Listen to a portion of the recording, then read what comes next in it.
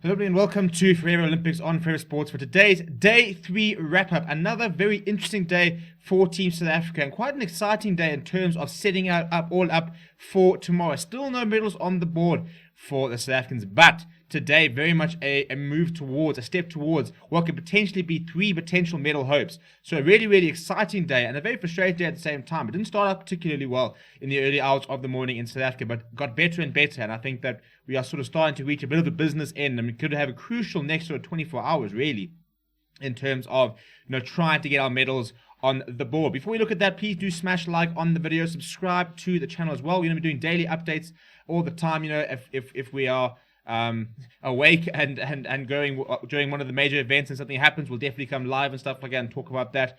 But after, we've kind of been steadily getting better, I think, at the athletics, in the Olympics in general. I think on Saturday we had quite a poor day where we really sort of struggled to sort of kick on and sort of, create any sort of moments, anything like that. But Sunday was a lot better, with Tatiana Schoemaker getting an Olympic record, a couple of good performances. We had some very close performances from our football and our hockey sides. But today was much, much better. And whilst no sort of medals or any finals at the moment, it was all set up for what we will see tomorrow morning in the early hours of the morning. There's literally an hour's period where I would suggest waking up and having a go, because I think it's going to be quite an exciting time. But first of all, before we look at that, let's look at what the day that was today. It all started at 11:30 last night, actually, when Henry Schoeman went out in the men's triathlon. And somebody who was a medal hope, he himself was wanting to sort of go for gold, the bronze medalist back in 2016, Commonwealth gold medalist, and he definitely was a medal hope, but he is somebody who has been carrying a bit of an injury. And unfortunately for him, the swim did really well. He is a very good swimmer, so that is probably, one of his best parts of the event. And was with the cyclists and with the sort of lead group, which was pretty much a peloton, really. I mean, they had a bit of a lead group to begin with, and then they dropped back and formed a very, very large lead group. And it was with that group, but you could see it was pretty clear from the beginning of the run that he just didn't have the legs, and he wasn't looking like he was very comfortable. And I think it was about 2 laps, and he eventually actually had to just pull out the event altogether. Unfortunately, it was actually a really, really good triathlon watch. I really enjoyed it. It's one of those things you don't really watch a lot of, but it's nice, in the Olympics to sort of be able to sit down and actually watch these sort of events. That's my favorite part about the Olympics, is watching these sports that we don't watch enough of, really. So it was very unfortunate to see. Unfortunately, you can see he's someone who's up there. I think if he was fully fit and ready, he would have been a potential medal hope, and he would have been around that sort of lead group. But you could see as soon as he started running, he wasn't comfortable. He didn't look particularly comfortable. It looks like it was really straining to sort of keep it up, and eventually just had to step down. But Bianca Buitendijk, what a performance from her in the surfing. She beat 7-time world champion Stephanie Gilmore from Australia and has progressed to the quarterfinals. So a massive, massive performance from our South African surfer there. And she is one victory. If she gets past the quarterfinal, then she is literally one more victory away from a guaranteed medal. So she's got 2 more wins in these quarterfinals and semifinals, and she's guaranteed a potential medal.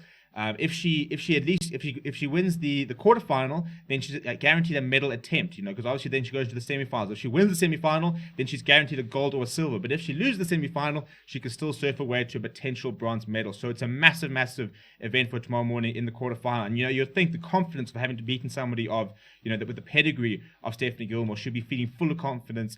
And just one more win, and suddenly boom, she's in medal contention. She'll have 2 shots at potentially getting a medal if she can win a quarterfinal. And then Tatiana Schoemaker booked her place in the 100-meter breaststroke final, and she beat Lily King, the current world record holder. She was 0.25 off her Olympic pace. And Olympic pace, I think, was about 0.6 seconds or 0.7 seconds off the world record, actually, which is held by Lily King. And before the tournament, Lily King reckons that she thinks that if the Team USA swimmers pitched up, they could win every single women's individual event. That's what Lily King was saying coming into the Olympics, which I don't want to sort of brand the entire team with the same cloth, but it really, there is always that sort of element. I mean, some people say confidence, but there's always the element of arrogance when it comes to the team, the USA, and they are incredible at the Olympics because they are a country which has the funding to fund all the. I mean, you think of their swimming programs, the athletics programs. Every single sport is so incredibly well funded over there that it's always those sort of countries that pull through. China, for example. With 1 billion people, they're going to have the talent in and around there. Great Britain always up there. Australia always have big teams and contend quite well.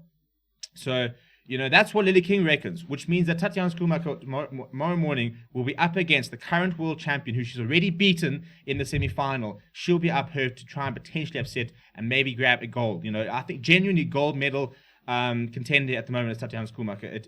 Lily King, from the looks of it, will need to produce another world record effort, or very close to a world record effort, if Schoonmaker swims like she's currently swimming. I mean, an Olympic record on in the first heat, then winning the semi-final, 0.25 off her Olympic record, beating Lily King in that semi-final. So it all comes down to the final. It's going to be a really, really interesting watch. Somebody who was a little bit disappointing is Chad le Clos, scraping into the 200-meter butterfly semi-finals. Him and Ethan Dupree were in the same heat. Chad le Clos finishing 5th and Ethan Dupree coming in 8th. And le Clos, I think it was the second or third slowest qualifier in the semi-final, so faded quite a lot and badly in that last lap, so not quite looking like at his best at Chad le Clos. So he'll have a chance to try and get into that 200-meter final and maybe try and produce a better performance. But I think we are looking at somebody who hasn't been on particularly good form and is not swimming his best ever, so he's definitely up against it. And the final person that was in the pool today was Rebecca Meder, who came 7th in her women's 200-meter individual medley. She finished 23rd overall and unfortunately could not do enough to make the semi-final. But at 18 years old, it's an incredible experience for her, and just congratulations on being there. You are an Olympian, despite being like 7 years younger than me. So good on you. But sevens is another very exciting one. So, I mean, tomorrow we're really talking about Bianca Buitenhage can take one big step towards a medal. Tatiana Schoonmaker will swim in the early hours morning for a medal. And our sevens are also very much on track to become medal contenders. They beat Ireland 33 points to 14 in their opener before holding on to a 14-5 victory against Kenya, where they scored 2 tries relatively early and pretty much defended for the rest of the game. But it was a very, very impressive defensive effort where they just wouldn't give. And as a result, they currently sit on top of their log with USA. They'll be playing USA tomorrow morning. Now, if they win and they go to the top, they will be playing against B2, which at this stage will be Australia. If they were to lose and they finish second in their group against USA, they will take on Group A2, which is currently Fiji. So very much in the interest to try and win that and make sure that they're trying to play either Australia or even New Zealand. Whereas if they come second, they will be playing either Team Great Britain or Fiji. You don't want to play either of those sides. When you think that, I mean, that British side's good. I mean, they've got a couple of nations who contend by themselves in the seventh circuit. Now they've got a combined team, so it will be a very, very good team. But at that seventh team, they'll even be in the quarterfinals tomorrow. If they win that quarterfinal, then boom, we're suddenly back in medal contention.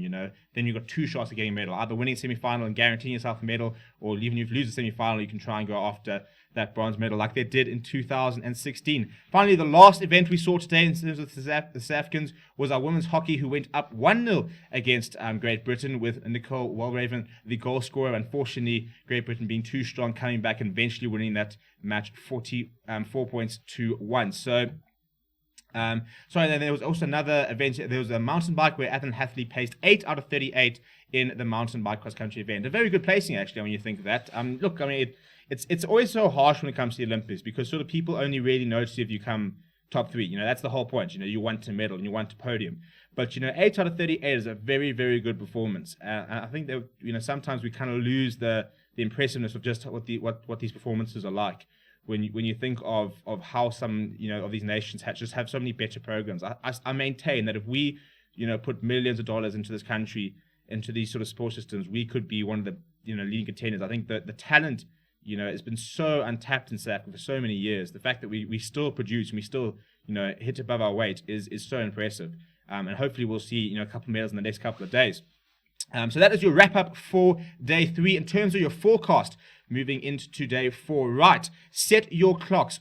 2:24 is when Bianca Buitenhage will be taking on Yolanda Hopkins for a place in the semi-final. If she loses, that is it. She cannot win a medal. But if she wins, she will have 2 shots, either at the semi-final or in the 3rd and 4th playoff, at trying to bag a medal. Our water polo men's side are then up against the USA at 3 o'clock before Tatiana Schoonmaker's 100-meter breaststroke final. That is at 4:17.